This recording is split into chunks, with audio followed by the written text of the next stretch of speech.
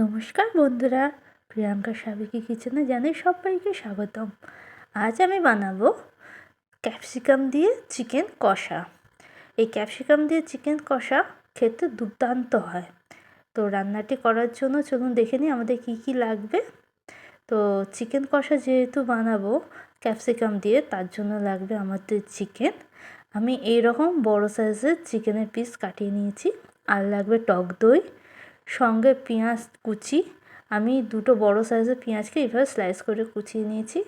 আর দিয়েছি আলুগুলো ডুমো করে কেটে নিয়েছি। লাগবে টমেটো কুচি, ক্যাপসিকাম কুচি, রসুন আর আদা। এছাড়াও কিছু গুঁড়ো মশলা লাগবে, সেটা আমি রান্নার সময়তেই দেখিয়ে দেবো।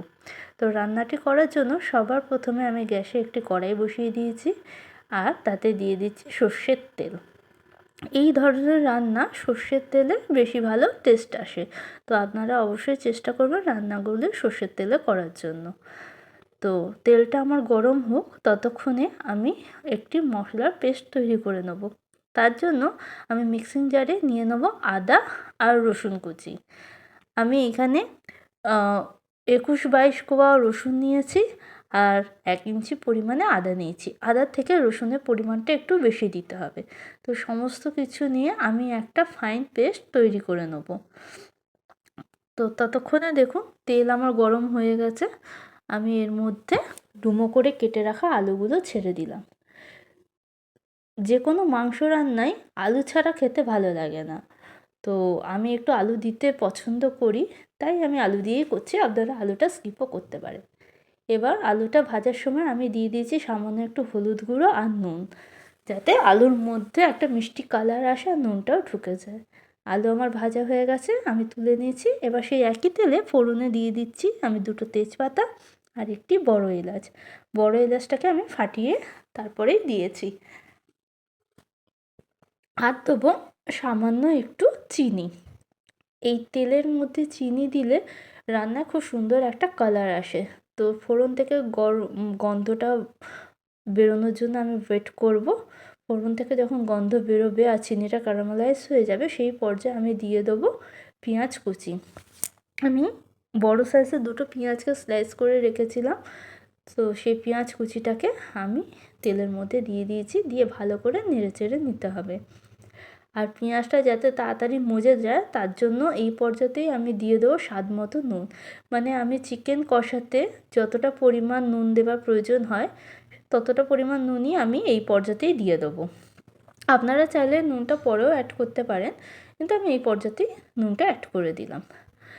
লবণটা দেওয়ার পর আমি দিয়ে দিলাম আদা রসুনের পেস্টটা, দিয়ে সমস্ত কিছু ভালো করে মিশিয়ে নিতে হবে। এবার একে একে গুঁড়ো মশলাগুলো দিয়ে দেবো।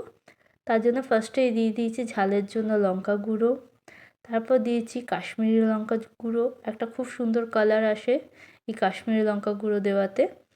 দিয়ে সমস্ত কিছু ভালো করে মিশিয়ে নিয়েছি। আমি হলুদ গুঁড়ো আর ইউজ করিনি, কারণ আলু ভাজার সময় আমি তেলে হলুদ অলরেডি দিয়েছিলাম। এবার মশলা থেকে তেল বেরিয়ে আসলে এই পর্যাতেই আমি দিয়ে দিয়েছি ক্যাপসিকাম কুচি আর টমেটো কুচি। ক্যাপসিকাম কুচি আর টমেটো কুচিটা একটু শেষের দিকে অ্যাড করতে হবে, যাতে পুরো গলে না যায়।